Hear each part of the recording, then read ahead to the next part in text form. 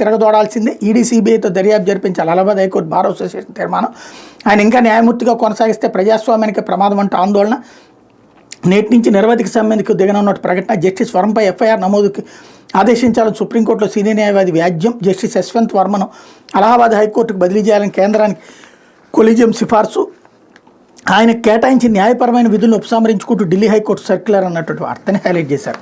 లేకపోతే కాకానిపై కేసు 250 కోట్ల క్వార్జ్ దోపిడీలో ఆయనతో పాటు 7గురిపై ఎఫ్ఐఆర్, 2 అరెస్ట్, 14 రోజులు రిమాండ్. A4గా మాజీ మంత్రి అరెస్ట్ చేసే ఛాన్స్ అన్నటువంటి వార్తని హైలైట్ చేశారు.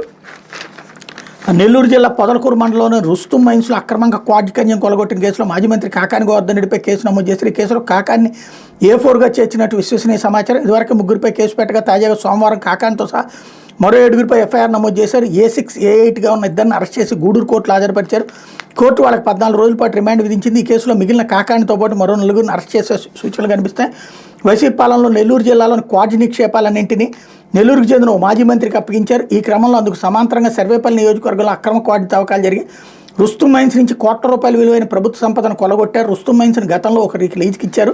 ఆ లీజు గడువు ముగిసిపోవడంతో సర్వేపల్లికి చెందిన వైసీపీ నాయకులు ఈ మైన్పై కన్నేశారు. పెద్ద ఎత్తున అక్రమ మైనింగ్ చేశారు. ఈ ముఠా వెనక అప్పటి మంత్రి కాకాని హస్తం ఉందని పెద్ద ఎత్తున ఆరోపణలు వెలువెత్తే. అక్రమ మైనింగ్ని అడ్డుకోవడానికి టీడీపీ పాలిట్ బ్యూరో సభ్యుడు సోమిరెడ్డి చంద్రమోహన్ రెడ్డి 3 రోజుల పాటు క్వారీ వద్ద సత్యాగ్రహ దీక్ష చేశారు. మైనింగ్ లోడ్లతో రవాణాకు సిద్ధంగా ఉన్న 40 లారీలను టీడీపీ కార్యకర్తలు అడ్డుకున్నారు.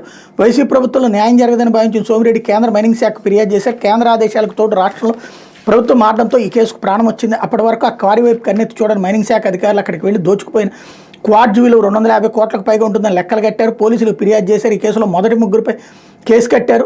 వీరిలో కాకాని కుటుంబమైన పేర్నాటి శ్యాంప్రసాద్ రెడ్డి, వాకాటి శివారెడ్డి, వాకాటి శ్రీనివాసులరెడ్డి పేరుతో తొలుత ఎఫ్ఐఆర్ నమోదు చేశారు. అయితే ఈ 3 పోలీసులు తమ వద్దకు రాకముందే హైకోర్టును ఆశ్రయించి ముందస్తు బెయిల్ తెచ్చుకున్నారు. తాజాగా మరో 7గురిని ఈ కేసులో చేర్చారు అంటూ కాకాని చుట్టూ ఉచ్చు బిగుస్తోంది అన్నటువంటి వార్తను హైలైట్ చేశారు. విచిత్రం ఏంటంటే ఇప్పుడు అదే మైనింగ్ని లీజుకు తీసుకున్న వాళ్ళను కూడా తవ్వనీయకుండా అక్కడ ఆపుతున్నారు గత 10 నెలల నుంచి.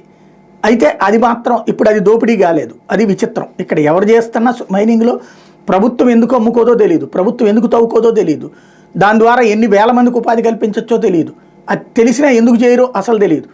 దోచుకునే వాళ్ళకి కాపలాగాస్తూ ఒకళ్ళు మా హయాంలో దోచుకోవాలి, ఎదురోళ్ళ హయాంలో దోచుకుంటే తప్పన్నటువంటి రూట్లోనే నడుస్తుంది. లేకపోతే బెట్టింగ్ యాప్స్ కేసులో శ్యామలకు